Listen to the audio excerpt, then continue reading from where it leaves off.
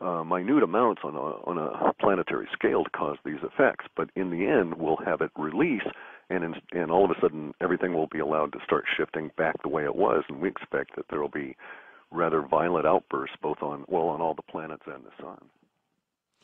Before I let you go, one last question. You're saying it's going to be a hot summer.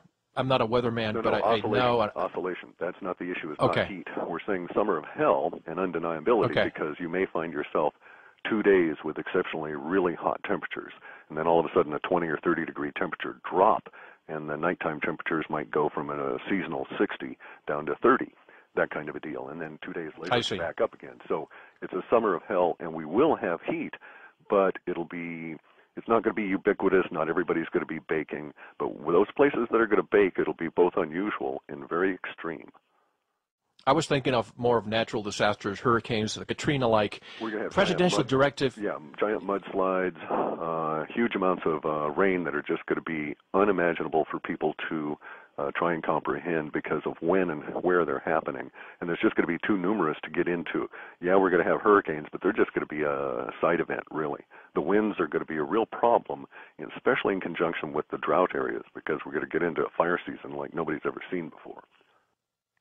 National emergencies, and it could be anything that could activate Presidential Directive 51. I'm sure you're aware of that. Yeah, I'm aware of it. I don't think it's meaningful. You don't think it's meaningful? You don't think it's going to be activated anytime soon? No, I don't think it matters if it's activated, because tell me what 51 does that is not currently already being done. Well, they can take over local, they can take over territories. They can basically. They can do it now. Eminent domain exists in the forms that they've got now. You wouldn't even necessarily know about it because they're controlling the press and they just do it.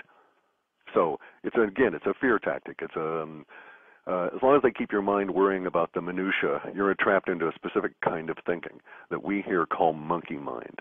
And monkey mind keeps you going around in circles where all this chattering is going on constantly, and it works towards emotions, and it drives up the emotional fear and so on. Everyone needs to step out of monkey mind, get a real good look at what's going on, settle into their center, which is a meditation term, and then get righteous with the planet, refuse to cooperate with the idiots, and get prepared, because this stuff's going to happen. And bear in mind, there is a possibility that they all retreat to their deep underground bunkers, and we survive. And if enough of us survive, it's up to us to just let them out. That's interesting. And just one last thing. I'm remembering how after Pearl Harbor, the Japanese actually wanted to invade the United States, but a general who had lived and studied in the United States told Emperor Hirohito that it was not a good idea because most of the U.S. population was armed. So that prevented the Japanese from invading.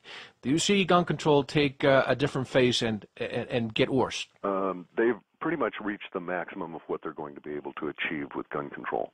It's too late. They can rant and rave and pass laws all they want, but it doesn't change people's behavior. All it does is legislate things. Bear in mind, government has no power other than to create laws, which are a collection of words on paper. It does not necessarily mean your behavior has to change. So at the moment, this is the maximum that they'll be able to achieve. That is to say, the restrictions that are causing the ammunition shortages and putting the pressures on guns and so on. But correct. If you tried to invade the United States and you decided you were going to come in through Alaska and you just jumped over Canada, you could do a giant leap and you hit Bellingham, Washington. By the time you got down to Olympia, Washington, I don't care how many people you've got, you'd probably be outgunned 2-1. Exactly. Cliff, mention your website so people can see the latest. It's halfpasthuman.com. Really, you need to go and check out urbansurvival.com, which is George Uhr's site. That's where we post public stuff. But again, we were burned by the people that posted our material without our consent, and it caused us great harm, and it has shut down our ability to do work in the future because of our engines, and we're taking the summer off anyway to deal with personal problems, so we may not be back. Well, Cliff, thank you so much for your last minute appearance. You and George are doing a great job. Let's keep in touch. Okay.